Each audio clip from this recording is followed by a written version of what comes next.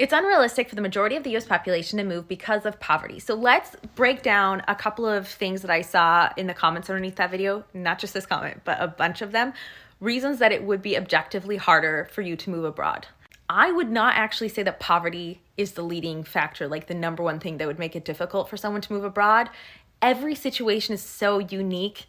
Every situation is going to be based on a variety of factors, and every single country has such wildly different requirements for what they need you to do to get into that country.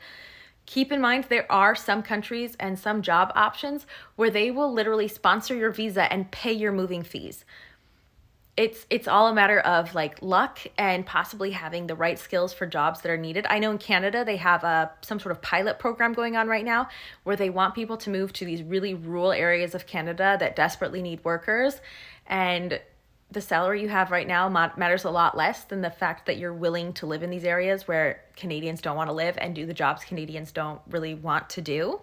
I personally feel that having significant debt and having a disability would be two factors that would make it significantly harder to move abroad than just being in poverty. Obviously, if you're in poverty and you have a disability and things are adding on, it's going to get significantly harder. If you are in a situation, for example, like a good friend of mine who does want to move abroad, who was offered a job actually in Canada and they offered to pay like some of the moving fees, but this person bought a house in an area of the US that lost value over the last few years.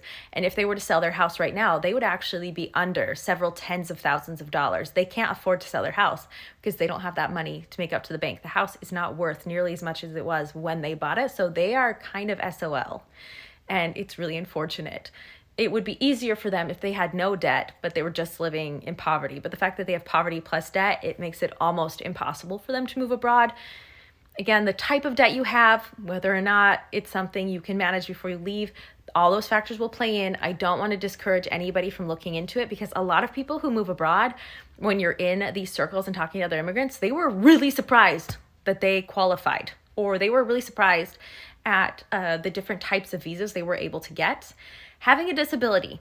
There were a lot of people in the comments saying like, I'm autistic or I'm an autistic child. I would not be allowed to move abroad. Like countries don't want us. They don't let us in. There is a handful of countries that automatically just are like, oh, you have an autism diagnosis. No, we don't want you.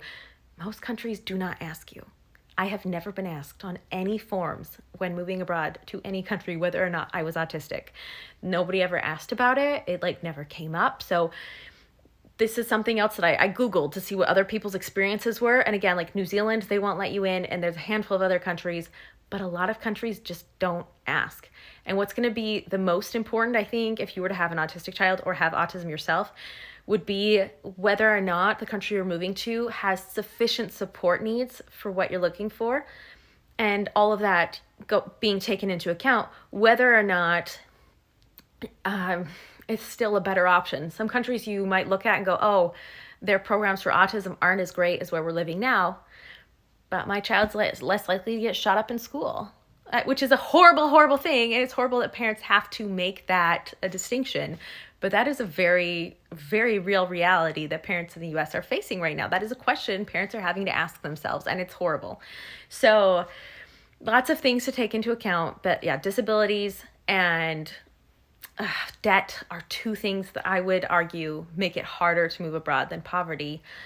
I think you can kind of, in some circumstances, luck your way into moving abroad, even if you're poor.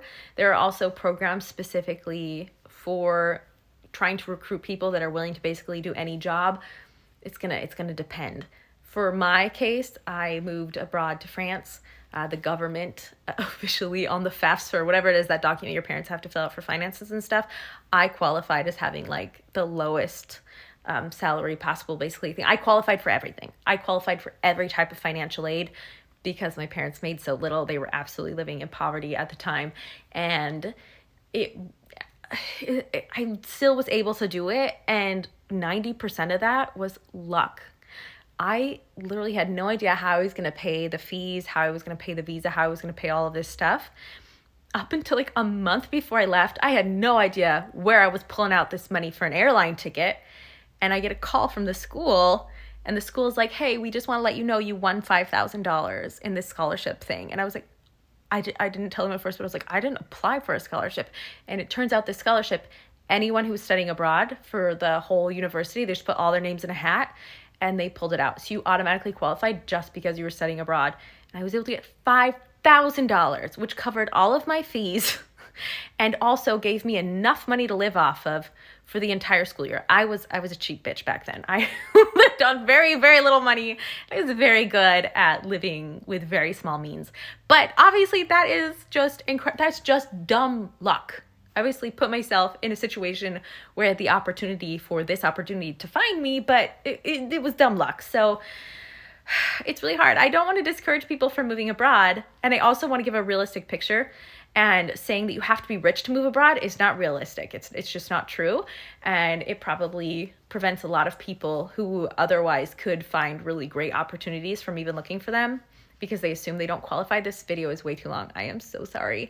I don't want to discourage people from at least looking into it. A couple Google searches won't hurt, and see what your options are. But poverty isn't something that's necessarily going to just make it impossible for you to move abroad. The cost of a visa is sometimes as cheap as like a couple $100. You do need to get an airline flight there. Sometimes miracles happen and you find cheap flights.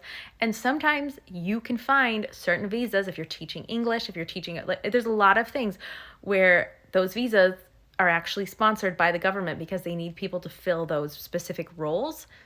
And every country is going to be different. Some countries will have these programs, some countries will not. A lot of it is just like luck and timing and spending an insane amount of time researching your options.